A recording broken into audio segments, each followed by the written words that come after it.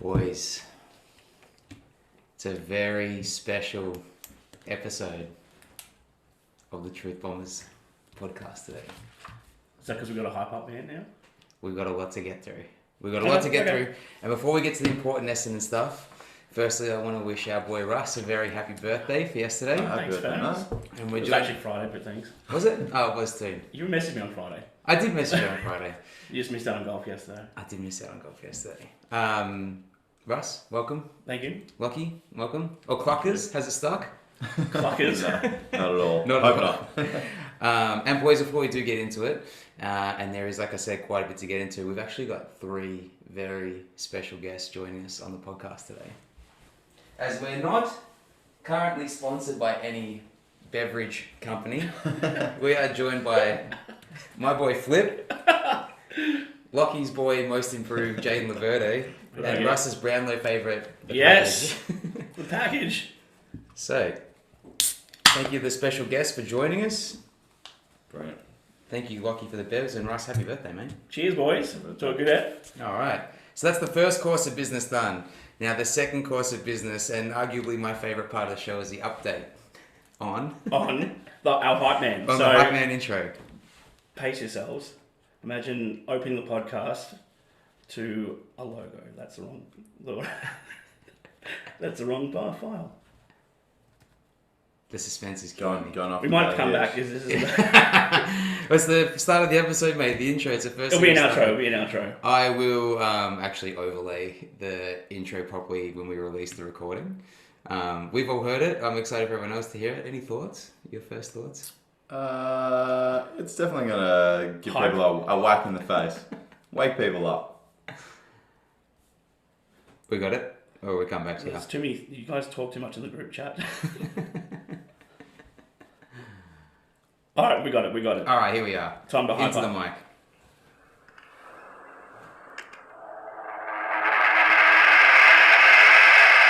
Truth Bombers Podcast. Truth Bombers Podcast.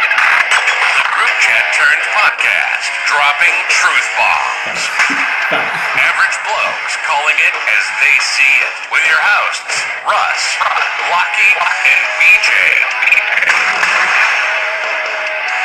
We've done another outro on there as well. We'll wrap it up there. All right. Well, anyway, We'll- first draft. We're in. I love how it's like this American hype dude. It's like Well, Aussie do you know- rules. Do you know how hard it is to find an Australian hype man? I can imagine. I thought it was going to be your voice. You're going to get everyone pumped up. No. All right, boys. Episode 3. Today we're talking news from the track. Lots to get through. Probably the biggest and most prominent piece of news that's come to light in the last couple of days is all about our boy Tipper.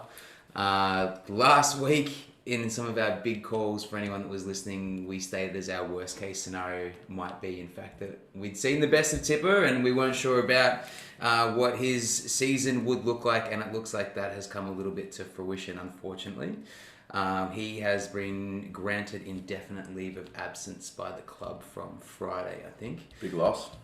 Very, very big loss. Was dealing with a calf issue over the summer as well, was on quite restricted running.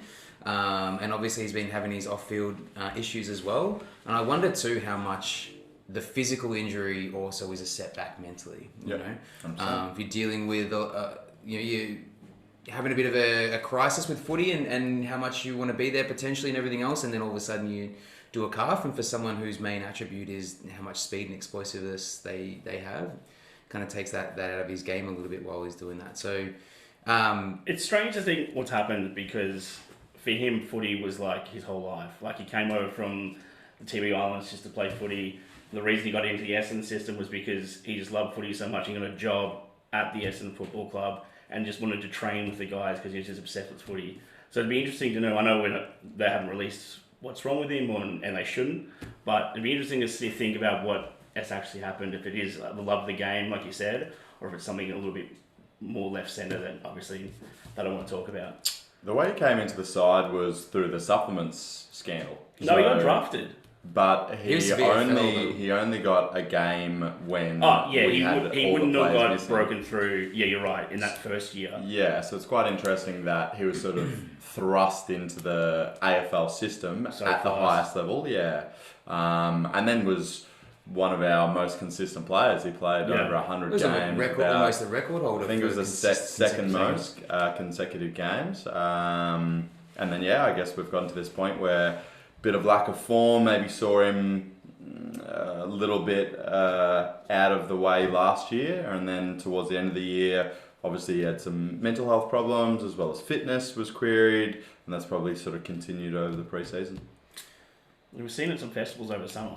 I don't know Tipper personally, but everything that I've kind of seen in the media of him whenever he's being interviewed working just sounds like a super dude, super nice, super genuine guy, always very polite, well-mannered, well-carried. So wishing him all the best, obviously on a personal level too. But yeah, that is a big out. That's a big out. Huge barometer for us. Like when there was games where he would kick a goal and you'd be like, oh, sweet, we'll win the game. Yeah. Genuinely can turn a game with 3 quick goals, get you back in or get you out of the game. Yeah, very much that Silrioli type, maybe only 10 or 11 touches, but what he's doing with it when he's kicking 4 or 5 goals. And as we said last week as well, incredible set shot. Very, very reliable set shot, which is something that when you have had the years that we've had with not a lot of opportunity and chances going forward, you want to make the most of. So hopefully Tipper is... Well, it's not the first time we've had someone on indefinite leave. We know a few guys over the years have done it, and the thing is, has it come back? Have they ever come back at full capacity?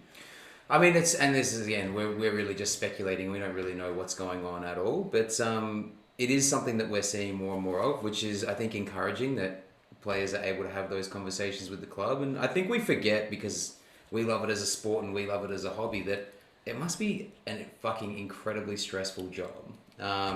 Every time you go to work, you look at the papers on the Monday and someone's basically reviewing your work every week. You listen to the Truth Bombers podcast. Yeah, flaming you every week. You're in the spotlight. Yeah, especially in Melbourne. We've seen guys like Buddy Franklin and anyone that's going up to Brisbane. Yeah, Favola. All just trying to get themselves a little bit out of the spotlight, and it's intense. There's no let off, and ultimately, you're getting paid not just for what you're doing on the footy field, but having to put up with that kind of intrusion really into your personal life as well. It must be incredibly difficult, and especially even more so for someone who is such a cult figure around the Essendon Football Club like Tipper. Absolutely. I think good point there. It hurts for a game point of view, but he is a cult figure at the club too. So everyone wants to see him there. All the kids have his badges. I don't have his badge on my scarf. So you're losing the cult hero and the hype man that's in the game, and then you're also losing your game winner as well. So big loss. Big loss. But hopefully we haven't seen the last of him, and hopefully he gets the help that he needs. And if he decides to come back to footy, then hopefully he can make that comeback all the way. So, yeah. Big loss. It's a huge loss. I actually sent, when they released that post, I think I sent it to the group, and we called it, but the tear emojis that came flooding back was I think a bit of a testament to him. Some reports coming out of the pre-season. Obviously, the boys have just been down at Mount Macedon for I know weekend nothing about their Mount Macedon weekend until I saw the run sheet. So you're going to have to run me through that, lads. I think it was just a chance to get away from, Melbourne. Yeah, as a collective, the club, they did a lot of activities that weren't footy related, team or bonding, building, that sort of stuff. Culture building. Groups too. I think the forwards are going and doing activities as the forward group, and the backs are going and doing separate activities at backs. I don't mind that. I think it's good. Especially with a lot of young guys in the team as well. Gives them experience to probably, you come in the draft, you're trying to get to know 50 people around the club. We do have that little younger group as well that's still emerging, like those 2 to 3 year players. So yeah, definitely. Yep. And some of the reports coming out, we've obviously had some practice matches back this week. The boys using AFL umpires as well. There was an interesting post I saw where the umpires were told to be overly strict and literally call everything. And I think Jake Stringer gave away, I don't know how many 50s, but just like off the like, oh, what, like anything like that 50. But coming out of that practice match, all reports are Hobbs is just absolutely tearing it apart. That's why I named him my best 22. Our boy Kyle Langford is really emerging this season as a leader, not just off the field, but also on the field in terms of the standards that he's trying to enforce and the culture he's trying to bring, which is awesome for Langers. I've been rating Langers for a very, very long time, and it looks like he's really developing into the player that I want to see him to be. I also have been rating Langers a very short time. So the rating him much higher. Make up for the didn't know how he was on the list for many years, and now I'm eating my words because I can't get enough of him now. Yeah, if he's out. I'm worried for he's out. Yeah, I think he, apart from I guess missing some of the last few years, one of our most improved players. So 100%. Yeah. To go from a player that showed glimpses, but absolutely nowhere near enough, would play almost every week, and then I think now whenever he plays, very consistent, very reliable set shot. Yeah, you can trust him. And before maybe 2 seasons ago, I'd be like, I don't trust him in their best 22. And now it's definitely a case of him being a leader, developing that side of his game, and being a consistent performer. Like, you can't be a leader, you can't be in the best 22 consistently if you're not a consistent performer. That's got to come first. Yeah. I've been pretty good on him holding his spot in the side for the first couple of years. I know he made you a bit nervous. The game for me that I specifically remember being like, he's elevating, was the Dreamtime game in the MCG a few years ago. We played in the wet. In the rain against, And it was a miserable game. I think he kicked 4 there, and he was literally like the only player that looked like they still thought we were in the game with a chance. Yeah. After 3 quarters. So from that point on, I've thought that he's really emerging, and so good to see him continuing to do that. Our boy Cluckers last week called Aaron Francis as a forward in his best 22. All reports coming from the club that Francis has been training forward, and he's kicked 2 in that practice match. Peter Wright, big 7-seater, has kicked 3. Parrish kicked 2 from the midfield, and Kane Baldwin kicked 2, popped up and kicked 2 as well. Yep. So with Francis, I would say that the reports are he hasn't missed a training session. So that's good. If you look back over previous seasons, even like missing a bit of time outside of football with mental health problems, potentially wanting to go home back to South Australia. So for him not to miss a pre-season training session and be developing a new role that he seems to be performing at least capably. Very good to see. Kane Baldwin is someone who I can see hopefully becoming a best 22 player as a big forward. So that's exciting. Parrish supposedly played very well, kicked a couple of goals as well. Just continuing on his good form from last year. What I took away from there, I watched most of the highlights I could of the game. And the pressure in a pre-season nothing game was what I was blown away by. And something we don't ever always had is that 1 week we're on, 1 week we're off, or we don't turn up for the game. Those boys were going after every single ball they could see. Like, they were taking people down. Like, even though the umpires were calling everything, like, it looked like they had hunger in an almost like a nothing game. It's a practice game against Melbourne, so the umpires can get some form. Well, it was an intra-club. Yeah, but in essence, it's it's just a bit of a kick around. It means nothing. You're just trying to work out your game style and all that. But to see the hunger in the boys in a game like that to start with, if they could elevate that again, massive. It's all good and well to kick to cones and work skill drills and everything else, but you're not really testing structures and zones until they're under stress. And to get them under stress, you need that pressure. How do you teach intensity in kicking to cones? You're just walking through and waltzing through. So to have that mindset, just get in there straight away and just get after them, I'm pretty excited. That's the one thing I think we've lacked over the last few years. I think pressure for spots could also be a contributor to that. So absolutely. If you go, there's 28 players that are trying to fit in the best 22, you want to look good in front of the coaches. You want to perform. You got to bring like absolute A game. And maybe it's a good opportunity to actually see like over the next 3 or 4 weeks before the preseason, like who are they going to play when we come to the preseason matches to get a look at, and then who will actually be lined up round 1. It's quite interesting. Well, your ticket to round 1 is punched with your performance in the practice games. Well, look at Nick Cox last year. They were like, he's not going to play, till mid-year almost, and they just like we could not pick him for round one. Yeah. The workload he put in, the performances in his practice matches, the pre-seasons. He's like he literally played into that spot, and the truck was like, we can't not play you. Yeah, and that's what you want. Yeah, right. That's what good depth brings. Good news is as well, McGrath and Shield are back with the main group, and they're into the main component. And I think there's been about 25 players that have not missed. Yeah, we've had a good start to the season. Yeah, and Caldwell as well back into that main group too. Talk about fighting for positions. McGrath, Shield, and Caldwell. All three of them would be fighting, I reckon, for the same position right now. I think McGrath's a given. I think like they look at him as potentially the next captain. If it's not Merritt, then who would it be? I think McGrath's like a great candidate. He was a captain in under-18s or the Vic Metro the side. whole way through, he's never not been a captain of the side in his juniors. So he knows that side of things. It's good to see that he's injury-free. I think that's the most important thing. Shield, obviously he needs to actually, put his best foot forward, and Caldwell coming to the club last season, missing so much of the year. It's good to see him putting his best foot forward as well. Yeah. So some good news coming out of the track. Yeah. And I think the other good news is we've got the Saints in that first practice match, which, when we do them by 10 goals, it's only going to make the selectors' jobs even harder. Probably. Do either of you know who we play after we play the Saints? In the practice games. And Amy Cup? Is it normally Geelong? Is we Geelong. always play We played Geelong round one though, so I don't think we'll play him in. Yeah, I'm not too sure. Yeah, the last few years we have played Geelong though, pre-season. And they've always given us a bit of a touch-up. It's only 2 games of pre-season this year, isn't it? Yeah.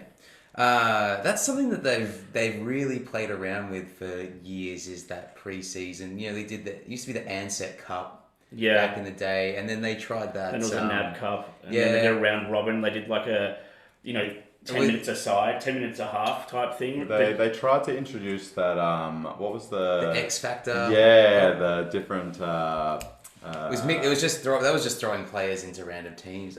Absolutely, but so they've tried a number of things. Even like Carlton back in the day, winning it. I think they won $1 million. I think they put like a big bounty on winning it, and they won the spoon. They won the spoon. So they won the pre-season cup and then won the spoon. If that's not winning the warm up, I don't know what is. 2000 we won the won it all. We won it all.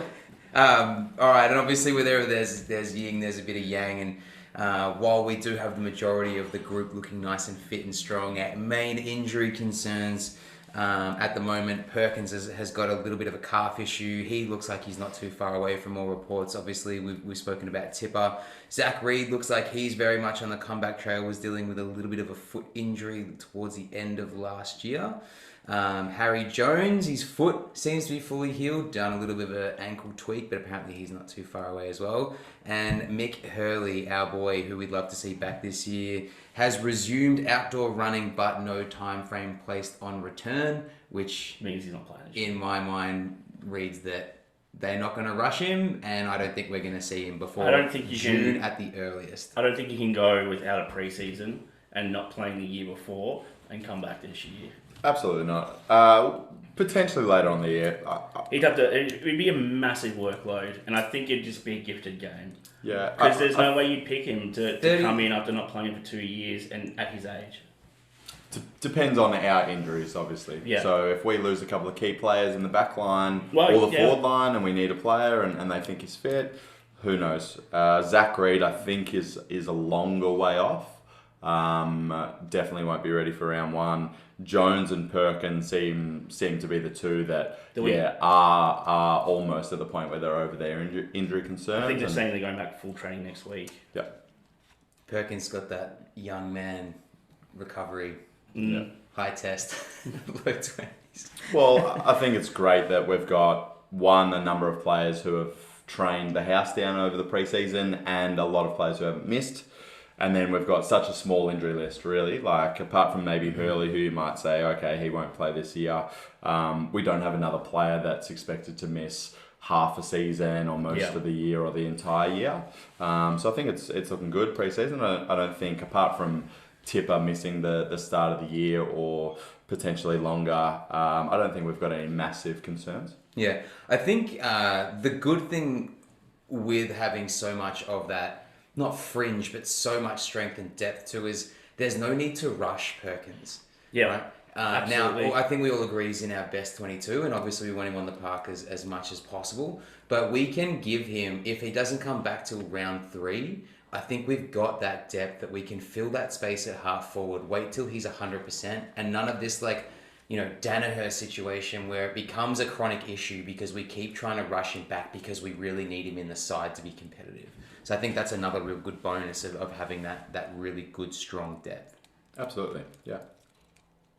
Yep. Agree. Good. I was just thinking last year we did lack that a little bit. There was one mid-year where it got down. I think we had 3 players on the list that were eligible to play if we got any more injuries for the next week. So the fact that we turned around this year, let's fingers crossed we keep that depth all year. Yeah, depth is a good problem to have. Absolutely. So, any other injury concerns? Any other reports? Anything you've heard coming out of Bomberland? Related media? Just the most recent Jay Kelly interview. So they interviewed him, watched the video. He seems to be super happy coming over to the Bombers from Adelaide.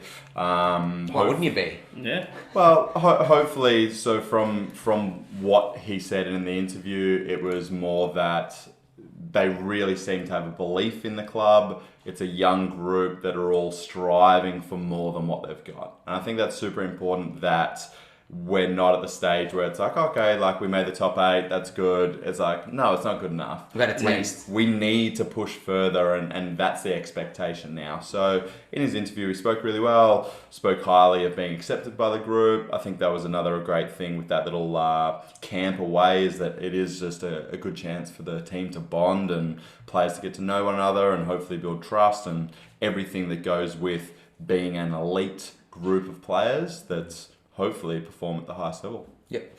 I think he's going to be another really good addition this year, and I'm excited to see. I think he's going to slot in that back line really well. Yeah. There's been a little bit going around. There's a really good article. Well, not really good. I don't think any of the Fox Footy articles are really good. In fact, most of the time I think, like I said, there's a really good way to use 250 words to say nothing at all. But they did a little bit of a write-up on the close games. And we spoke last week about... Yeah. I think we were 1-5 last year in deciding games less than 2 goals, and we beat Freo by 7 points and basically lost the rest.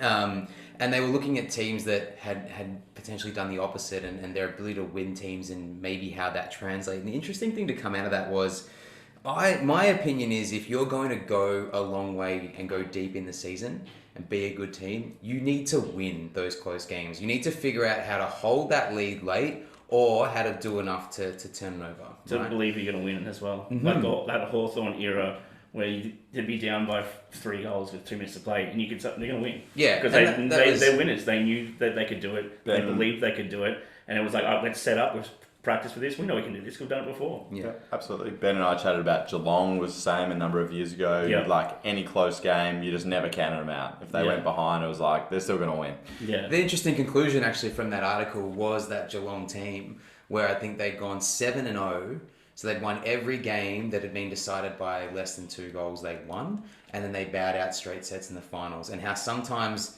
just getting away and scraping those wins actually overinflates your idea of how good that team actually is. So for me, that'll be a benchmark this year. I want to at least win 50% of those close ones.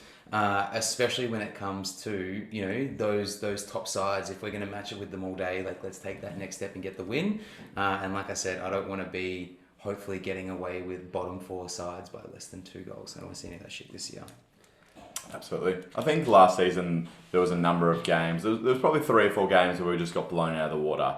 But there was a lot of games where we got behind and then found a way to come back. And whether we won those games or not, at least you're like, they didn't drop their heads. They fought through to the last quarter.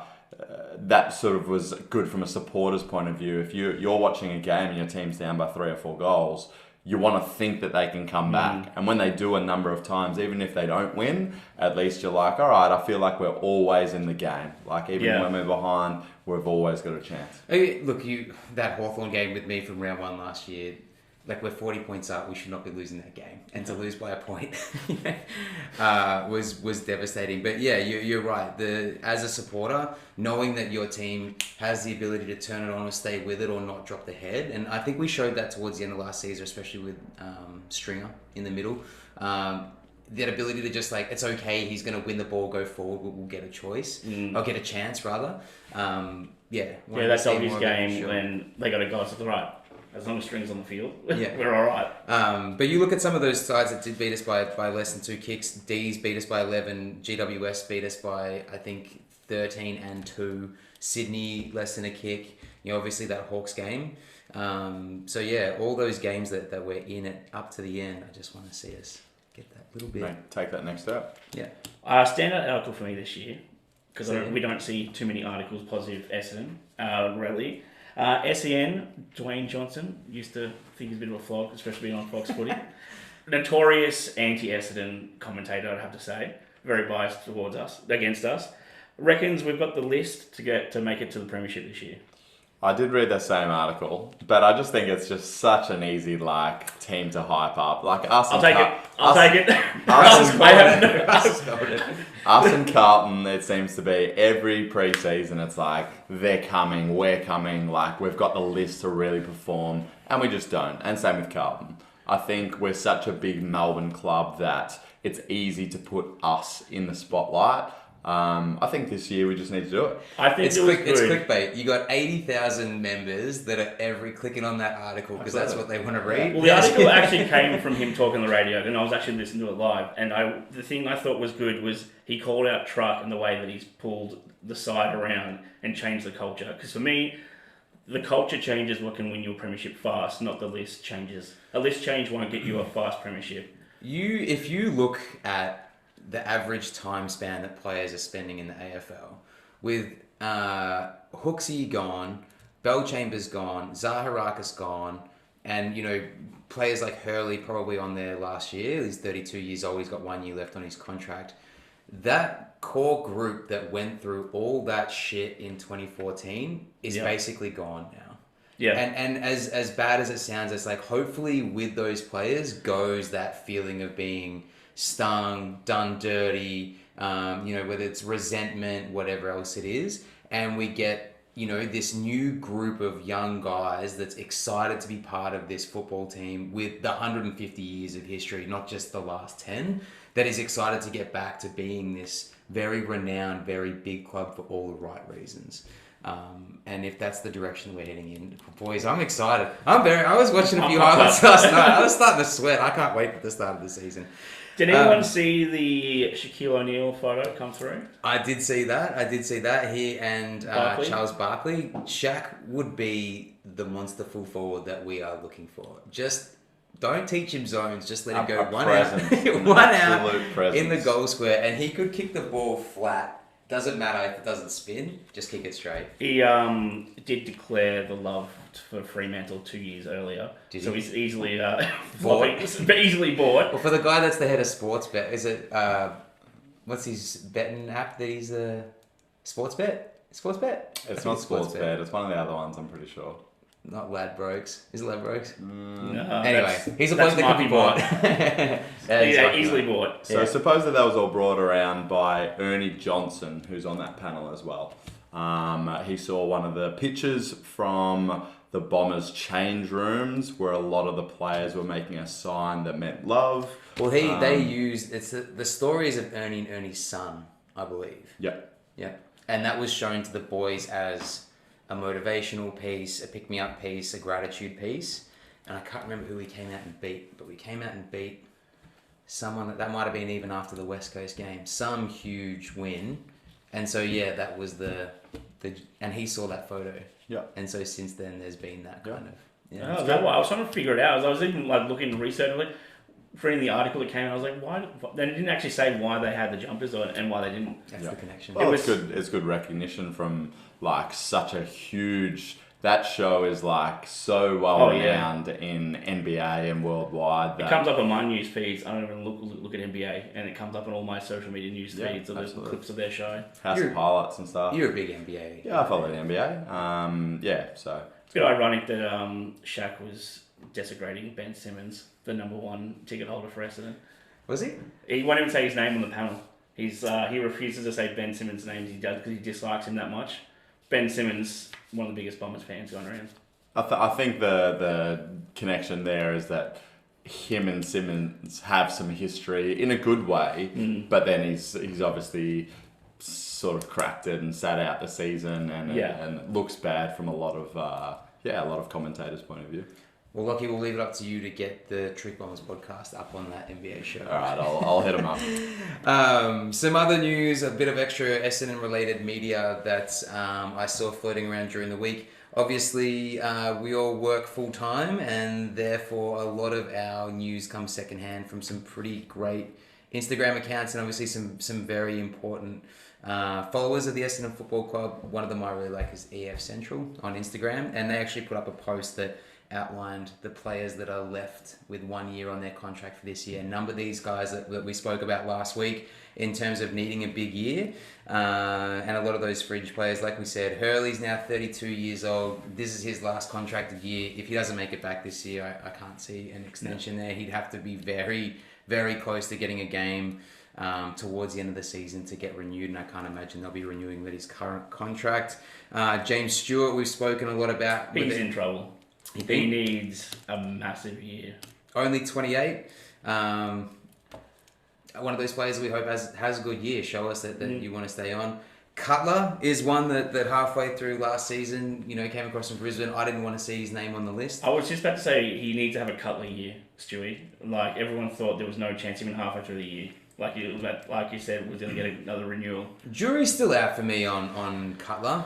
He just finished those last 5 games. You just couldn't. I think he finished the season well, but I also wonder if we think he actually did much better than he really did because our expectation was so low. Yep. So maybe he's done enough to hold his spot week in, week out. Yeah. Again, there's a lot of I put my faith in Truck, and if Truck keeps saying this guy's the guy that gets that spot and he's in the regular 22, then true. To walk away from. Waters is going to be a year kind of guy, I think, unless he has a year where he kicks 40, 50 goals. 30 plus would get him a couple of year contract. I got big hopes for Waters. I reckon he'll kick 30 this year. 26, still, if we're looking for a big body to be up, whether he ever becomes that real true number one forward for us, I don't think I see happening. But definitely a guy that can come on and kick some goals, has that booming foot from outside 50 as well. Yeah, it's a great set shot. Yeah. Absolutely. Yeah. We talked about Aaron Francis. He's obviously someone who realises there's only 1 year left on his contract. If he's been training the house down and had a really good preseason, I'd love to see Franger kick 30, 40 goals. Same draft year as Parrish, so he had his breakout year last year. I think this has got to be his last year. Show something, or you're not showing anything, pretty much. Yeah. Yeah, I think he's a player that if he does want to go home, then there's that trade that could be made at the end of the season. There's been no interest from anyone in Adelaide. Who would you take for Francis? What's his worth? Right kicks 30 now? goals. Kicks 30 So goals I this saw year. to someone else. If he kicks 30 goals this year and says at the end of the year, I'm requesting a trade to either Adelaide or Port. I couldn't see it being any more than a second round pick if he had a good year this year. Probably right now it's more like a third round or fourth round pick. Although he was picked high in the draft, I think he just hasn't played consistently enough over a long period of time. If we were to trade him now, we'd get pretty much nothing. Yeah. He's a kid that was taken high, like a lot of kids are, who hasn't performed at the highest level consistently enough. I think someone like him... And without... Sorry, I didn't mean to cut you off there, but the... Just come back in a frame, yeah. Getting excited. But the mental health stuff, as much as you're not going to hold it against someone, it's there, and on the record he's taken significant time away from the club 3 or 4 times. I think that's an interesting issue for a South Australian club, though, if the majority of what he's struggling with is homesickness. That officially what's the problem, though? That's what they're saying. That's kind of what I've heard. And I think that's pretty common with a lot of those interstate players. More often than not, you get a Adam Chira situation where they just start requesting trades home, 3 or 4 years in. I think that's the difficult challenge for football clubs when you're selecting someone who's based away is, do you have 3 or 4 years developing players who then have been 5 years away from home, start to get homesick as they're maturing, and then you sending a fully developed and invested player. That's why I never understood why the Gold Coast took the second King brother. why? You're going to spend 2 to 4 years developing him, and then the Melbourne clubs are going to come after him. He's from Melbourne. He wants to be in Melbourne. He'll go. You're putting 4 years into a guy. Will he go? Who knows? Here's the thing. With a team like that, they got Rowell and Anderson, who are best mates, and they picked them with their 2 spots in the top 5, top 10. You put all your, I think, eggs in one basket. We are going to be a side that's going to play finals in 2 or 3 years. These are the players that are going to get us there, and you hope that's enough. Whereas in 2 to 3 years' time, what we're currently seeing, if they don't make the 8 this year, well, why would I stay? Why would I hang around? Now I'm going to go back home. But I think if you had success or you glimpsed success and you could see it on the horizon, then it's a completely different story. I guess GWS had a lot more faith in them than I did. Well, GWS seems to be Essendon's favourite hunting ground. Every year in the, when it comes to trade talk, we just seem to be pilfering the GWS list. Take the scraps. I think us and Carlton have sort of gained a lot of players from the GWS list. Yeah, Carlton. Because we could probably get them a little bit cheaper than other players from other clubs. Because GWS got so many players to start off with. Yeah, they had an abundance in certain positions, and therefore you could actually get them a bit cheaply. They paid overs a little bit. Same with Suns have paid overs for certain players. And then you go, all right, well, we can pick the bones of this carcass if they're not happy to stay there. Yeah, Carlton took 5 players in one trade once. I think they sent them pick 3, and they got 5 players back. In those early years, I can't think of one player that's become a best 22 for Carlton from those players. Sard. He was from Gold Coast. Well, Gold Coast to us, to them. So I think it's a little bit different. But we're talking about GWS, not Suns. Yeah. Well, who have they got? Zach Williams, who's fringe at best at the moment, out of position. Yep. Who else? I have to listen to a couple. There's the big-bodied midfielder. Don't care. You fuck. Moving on. Guelphy, my boy, who I thought was criminal that was only given 1 year. I would love to see him, along with Francis, have those kind of years where at the end of the table we're saying, here's 2, here's 3. Both of them only 25, so really getting to that point physically where your best years are right there. Yep. Show us what we can do and make the most of it. Braden Ham, 1 year left, the ham sandwich, the piglet, Don. The man with the most amount of nicknames that you've ever heard for a football player. Speaking of guys like Langford or like McGrath with that captaincy, this is a guy that has quite a bit of hype around him. And I know you want to talk polarizing players in a minute. For me, Braden Ham is one of those players. There seems to be a lot of buzz. I think he was captain. Was it Oakley Chargers he was at, Russ? No idea. I've not paid attention to Braden Ham. He's in my... We'll talk about him I think he was... later I think he was captain of his TAC side or vice captain of his TAC side, maybe with Sam Walsh. I've got a feeling that rings true. But someone for me that he has probably had his best year last year. Played probably the most amount of senior games he's played in a year. Had a few games where he had his best year last year. I think so. Okay. Yeah, best year.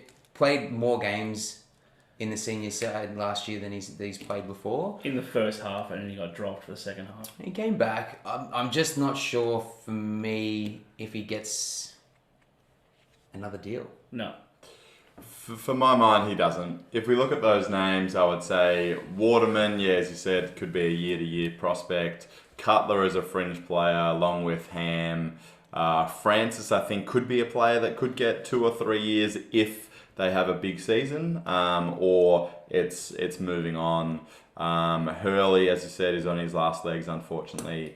So there's a lot of players there. Guelphy is a year-to-year prospect. Apart from Francis, honestly, I can't see any of those players being given a 2 to 3 year contract for the foreseeable future. Yeah. And the other one there is your mate, Hurd. Oh, 1 year left. Surely he has to break through and play at least I don't understand. I get game. yes, it's your last name, but why are we paying him to teach him how to play football? He's a Category B rookie, so he's on. I get it. He's on. Gleason had his whole career there, mate. He's on. at least Noodles played first grade football. Well, that's what I mean. And was a draft pick, and we picked him up. We knew he could play football. We're talking about taking a guy that went overseas to play soccer at a very high level. Don't get me wrong. He played at some big European clubs as a junior. Comes back to Australia, decides he wants to play football. Hasn't played football since he was 12. We're teaching him how to play football. We're putting him in the VFL. The reports that came back, he's had stinkers all of last year. They tried playing forward, couldn't kick goals. They put him in the midfield, couldn't keep up the midfielders. He played down back. They're trying to teach him how to play football. No one is going to go out there. Collingwood aren't going to come in and go, I'm going to take this kid. No one's going, we'll ship him up to Brisbane and he can play with us. Why are we giving this guy a contract? Well, there's obviously there's got to be a reason, right? Yeah, and I would love to know, because you could put him in the VFL structure and not pay him. He's taking up a list spot at this stage with no prospects ever play first grade football for us. Is it one of those situations where you've got your best 22 players, you've got your best 28 who are vying for a spot in the best 22, and then you've got an extended list that are purely prospective? So it could be a player that shows glimpses. So in terms of VFL form, I think he kicked 4 or 5 goals in the last 4 or 5 games. So they played him as a forward towards the end. And I guess that warrants, okay, well, he showed glimpses of being a small half forward. Does he take Dylan Clark's spot? Exactly. Give Dylan Clark the spot. Someone that we know he can play, the one that can play VFL football. I mean, can play first grade football. This is a guy that's not even. It's like he's not even in the conversation if he's going to be playing first grade football. He's 21. He's still quite young. Again, there's a lot of 21-year-olds out there that can play first grade football. You know, no one's going to take him. Put him on the VFL list. He can be around the club. He can do everything that he needs to do at the club. Yes, he's a herd, so pay some extra attention to him. Why is he taking up a spot? There's no chance he's playing first grade football, and there's no one saying in the club, if you have a couple of... It's a big call, Russ. This year, he won't play first grade football. Not one game, won't see hurt at all? No. Okay. Not even a chance. And he's not even in the discussion we talk about. It's like he's on this secret list that's like, he's on the list, but he's not really on the list. Because he's not in any discussions that anyone's having about him playing first grade football. You think there's a conspiracy with the saga and James Hurd? Like you said, there has to be something happening, and I'd like to know what it is, because I don't see anyone else picking up. I don't think there's any underhand. No. We're keeping me on the list because we need to give some money away. We needed to give her like take a bullet in 2014. You said what Cheaty said the other week, like what you said last week, when, you're not going to fire the Suns, the son, the grandson, when he's on the grandstand. Well, I mean, this is the thing, right? There was concerns about James Hurd and his ability, and would he be able to make it? And I think there's a lot of pressure that comes with that name at this club, and maybe that's the reason that he's like, fuck it, I'll go and try soccer, because it's a huge, and not just, father-son always comes with a lot of pressure, but arguably the last decade's made that name, even harder to have to come back from. And I wonder every time he gets the ball, if that's something that's going through the back of his head, is how much he has to fucking... It's not on him, though. It's on the club.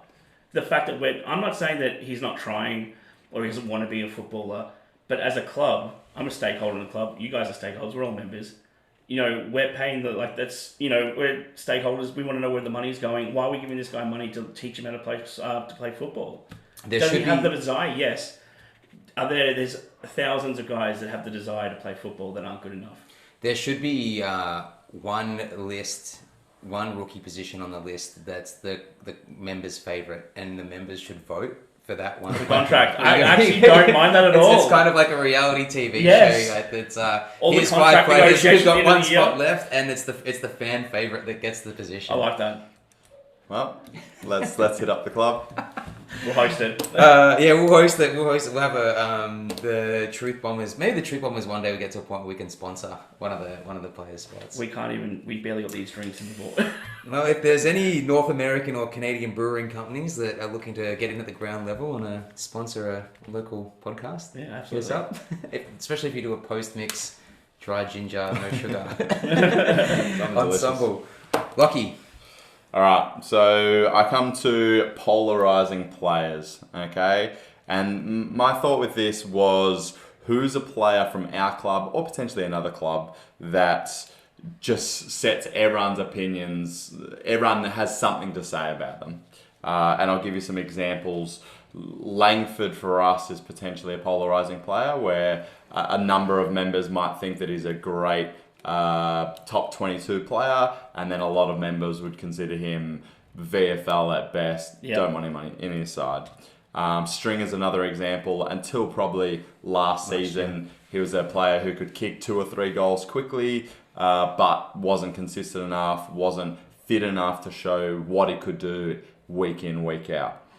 So I just wanted to get your guys' thoughts on who do you think are these polarising players for us or another club that you consider to be absolute ends of the spectrum. If you chatted to someone on the street, they would have an opinion that's very, very strong on this player. You go first. I've got a few, and most of them we spoke. And for me, the most polarising players tend to be those guys with 1 year left on their contract. I think Braden Ham, like I said, is a great example of that. That's my number one, Ham, and the old sandwich. Yeah, and maybe similar to that Herd conversation where it'd be interesting to see exactly what the inner sanctum thoughts are on these players to get an idea of, because I don't see it. I don't see it. Like, I think he's undersized for one. I think the prototype of the AFL player, especially on the wing and in the midfield now, starts to move towards a Nick Cox kind of build, right? Yep. Where we're seeing, 10, 15 years ago, if you were 2 meters tall, you were playing in the ruck. If you were 6'4", you were a ruckman or a key position player, and you were tall. And now we've got blokes like Nick Cox, it's 200 centimeters, who's picking up ground balls below his knees, kicking on both feet, and winning the 3K time trial, right? So I think the prototype for players is changing. And when I look at the quality of player that we have, that we're saying can't get into the 22, guys like Dylan Shield, guys potentially like Caldwell or Guelphy, I don't, aside from a 6-car collision pile-up, which takes out 10 or 15 of our top 22, I don't see Ham coming up into that conversation consistently. Yeah, I think him and ZBT are sort of similar. Like, everyone needs to be out of the side to play there. Like, ZBT is one of those guys that when he plays VFL, tears it up, but then he plays first-grade football and he's just not that next level. Like, yes, he's the best of the VFL level, but he's just going to be that fringe player that if we need someone, he can play. He'd be another 20, he'd be 21, 22? 22, early 20s now. Another name I had was Cutler, being that sort of player that shows glimpses, VFL destroys it, but seems to be a little bit out of his depth at top tier football at AFL level. At 2 different clubs as well. Cutler's first year at the Bombers last year, so too, I wonder how much that is just finding your feet and your system, your game plan. Was he second year? I believe it was second year. Second year? Well, we'll see. Yeah. I had one, like, the sandwich Ham was my number one polarising guy. Piglet. I've never seen the hype to talk back the last 3 years. I remember you at the start, you're like, I love his pressure and I think he's going to be, he's going to fit in this best 22 early. And I never really saw it. I know the guys on the Sash were very pro-Ham the last 2 years, not last year. And I just was listening to people, I just never saw it. And last year, I just cringed every time he got the footy. He wasn't, he couldn't hit targets. He's, like you said, he's undersized, and I don't think he meets anything other than a fringe, filler at best. Kick 3 against the Tigers. 3 straight. He did. The sandwich did have a pretty good goal in the practice match. And that's the thing, yeah. And we talked about glimpses, and maybe that's even the most frustrating thing is when a player that you like a Cutler or a Ham, where you're like, this guy isn't at 22 at all of a sudden has a game where he pops up, kicks 3, has 20 odd, and you just start to think, okay, maybe he's coming along, and then goes missing for the next 4 or 5. The other player I wanted to call out. This is someone maybe not polarising. I just think, for me, I really get around him, and I think a lot more people, no one really talks about him, is H. Jones. Harry Jones, I think this year is going to have a huge year. I think he's going to be, we keep saying that we need to have that key forward, and we haven't had a good key forward that can kick goals since Lloyd has come around. I know the war chest is getting put together with Dodoro to go after the King, or get after a King brother this year. They've been planning it for 3 years from all reports. And everyone says that Harry Jones can't be that key forward. I think he can. I think, yes, he's still a bit undersized, but he can still break through packs, even at his size now. He takes Got a the leap marks. and a half on him. Yeah, he's breaking through packs. He's actually holding onto the ball, and he's kicking straight. Other than the 5 he missed against Hawthorn, I can't remember off the top of my head the stats, but it was something like he kicked the next 12 or 14. 19 or something. Yeah, straight. Yeah. You know, he's got a great set shot. He's got a good mark. He's just maybe a little bit undersized. Now, I think he does have what it takes to be that number one key forward. I think the thing that I like about Harry Jones as well is his forward craft and his leading patterns. Yes. And the reason he's kicking good goals is because he's taking good marks in good positions. He's not taking these having to go around the body, inside out, play on from 45 out with zero angle to look. He's taken marks 30, 35 out, directly in front, 45. Like, they're goals that you shouldn't be missing. And pack marks too as well. Yeah, he's got the leading top. patterns, and there are also pack marks too. He's got everything I think he needs, just a bit more size possibly. Hopefully he's not like the noodle up in Brisbane. What's his name? Himmelberg. Don't know. Hippelberg. Himmelberg. I think Hipworth. You can put two guys together. Himmelberg's Himmelberg. Yeah, That's one of the outtakes.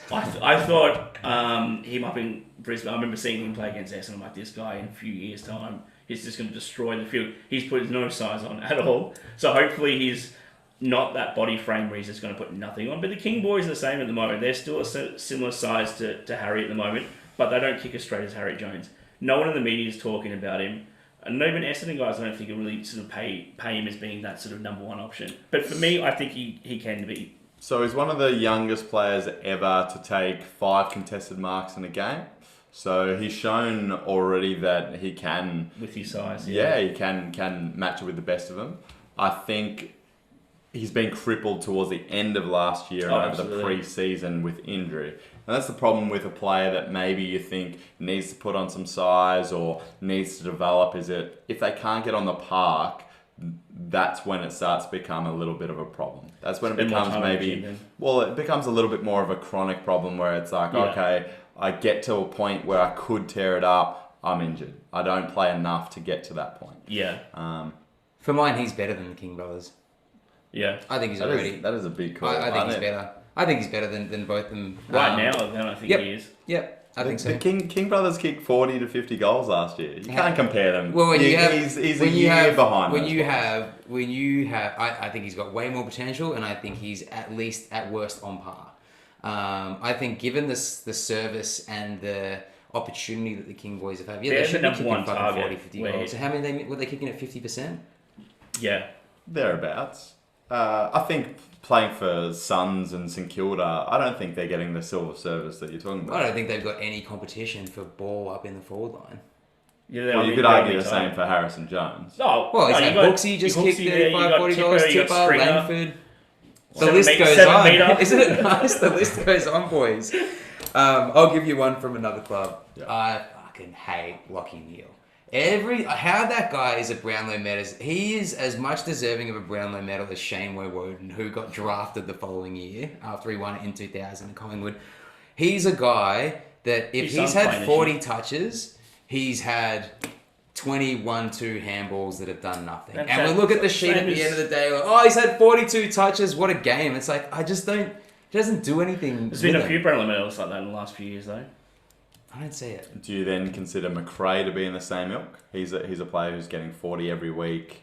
Do you think he's a similar player? Or do you think Tom Mitchell from Hawthorn? I think McRae... I don't think Tom Mitchell deserves any kind of accolade other than the fact he can get the ball. I think McRae is more in and under at times. He'll win his own ball. I feel like Lachie Neale takes a step back off the contest, receives, gives it, runs around, gets it back, has a kick. Sure. That's just my opinion. Yeah, Mitchell got put up for trade. No one wanted him from Hawthorn. Yeah. No one even put a phone call in. Another Brownlow medalist. Yeah, that's what I mean. Like, no one even put a phone call in. I'll give you another player. Charlie Dixon from Port Adelaide. I fucking love him. He has a lot of hype, and I love the chuck wagon. You could argue that he doesn't deliver in big games. I don't think you could tell me a final that he's tore it up, and especially in recent years when Port Adelaide has been prominent in the finals, making the top 4 a number of years in a row. I think he's a player that can dominate smaller clubs, as in clubs that aren't performing well. And then when it's a top 4, top 8 side, I don't think he delivers. I think it depends on... I really like Charlie Dixon. I love the way he goes about it. I think he's just a hard man that doesn't really like football, is more interested in everything else, but will come in and play. I think it depends whether you look at his role as, is he supposed to be your leading goal kicker, or is he just your big body that crashes packs, lets the small forwards do their thing, and ultimately takes the first defender away from maybe your Georgiadis. Yeah. I think he is your number one. I didn't brush up on my Port Adelaide list. Jesus, I need to do some work on my interstate teams before those games come up. I think he is the player that's supposed to kick the most goals for the year. I think he should be leading their goal kicking every year. Otherwise, you go Georgiadis, who's like a very young player, who's 20 years old, 19 years old. Who have you got? Fantasia, like who's the Robbie Gray? Leading goal kicker. Who's the other player? It's Dixon or no one. Yeah, I think the panel here is not very big on Georgiadis either. After he came out publicly and declared that he wouldn't told Macedon not to try to pick him up in the draft. So hope he only kicks 1 or 2 this year. We tried to get him in return. He tore us up in the game we played this year. Did tear us up. Yeah, Dixon. Look, I would say the same thing about Tom Hawkins, right? I think he's another one. Tom Hawkins has proved that over 15 years. In finals? He's had some very big finals. Yeah, didn't he win a final when he was kicked a point? It was supposed to be like it was a goal, but it was supposed to be a point or something. That was in the grand final. Yeah. I stand corrected. It's why it's polarizing. Polarizing the fact he has the most punchable face in the NFL. I cannot stand the guy. He's had a lot of work done, sure. Pretty boy. I would still pick him up. But as a player, I hate him, but geez, you'd love to have him in his club. You'd love to have him at the club. Surely this is his last go around. Everyone said that the last 3 years. Couple of years, he's been in career best form. Then he's leading goal scorer. Two of those 3, and everyone said that 3 years ago he should have hung it up. It's gonna be interesting. Because he's 34. Aging like a fine wine every year. Aging like a nice just like you and I, man. Mate. Let me tell you, when you get to our age and you look at players and you're like, too old, and like 4 years younger, 5 years. Yeah, I wish I was that young still. All right, boys. Thank you so much for joining me for another week. Thanks, for everyone listening, hopefully we've given you a bit of an update on our thoughts personally more than anything, but a bit of news there from the track. And we'll see you again next week. Boys, we're going to chat ladder. We're going to chat ladder prediction and how we think it's going to shape up over the next 12 months. Excited. Cheers. Cheers.